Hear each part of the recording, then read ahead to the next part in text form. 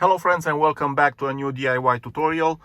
In this episode I'm going to show you how to remove the center console on this 2012 Mercedes ML. This is my car, and what I'm going to do is pass the aux cable from this Android head unit all the way underneath the center console and end up here and connect to the AMI port for so I can get audio through aux and not through Bluetooth, because Bluetooth is actually a pain in the butt for these Android head units. So I'm going to use aux instead of Bluetooth, and for this I need to remove the center console. Actually, not remove it entirely, just raise it a bit so I can route the cable underneath it. Removing the center console on this car is super simple. You just have to remove about 8 screws. 2 of them are placed right here underneath the AC control console. They're right here.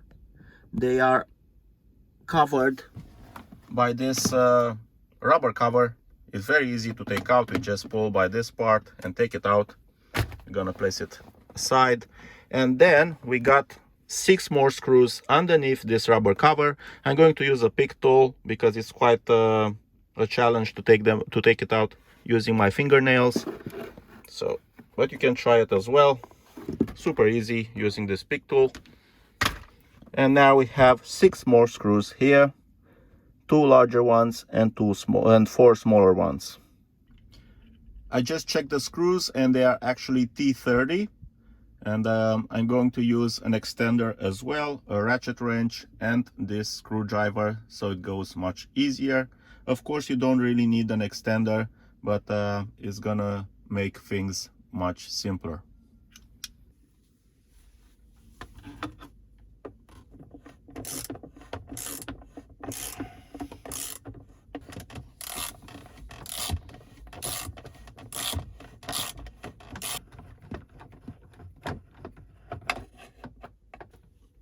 I'll be using a small magnet to take them out all the way.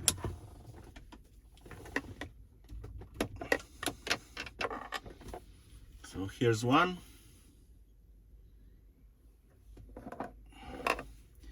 Just gonna place them down here so I don't lose them.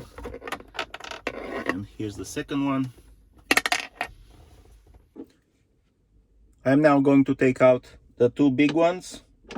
They are also T30. The ones in the armrest. Just gonna loosen them using the ratchet wrench, and then I'm just gonna take them out by hand.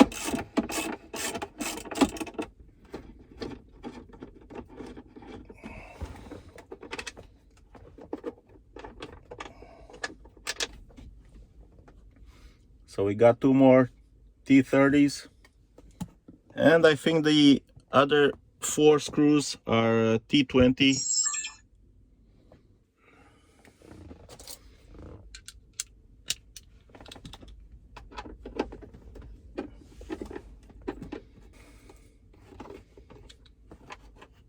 Okay, 4 more T10.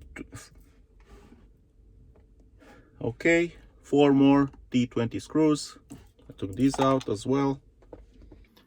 Now we'll have to take out this plastic panel that has the USB port and AMI port. In order to do that, you'll have to slide it a bit upward and then pull it back. But as you can see, it is blocked by these tabs, which are actually the locking tabs for these doors. And we just have to raise the release button so the tabs go inside. And now we can slide the panel upward, and then you just need to pull it back. And that's it. Right behind the panel, there's a large white connector that we'll need to take out. To do that, you just need to press the side tabs. It has 2 tabs on both sides. You just need to press on them and pull out the connector.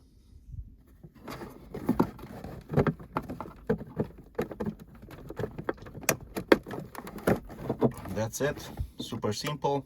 Just press the 2 tabs and take it out.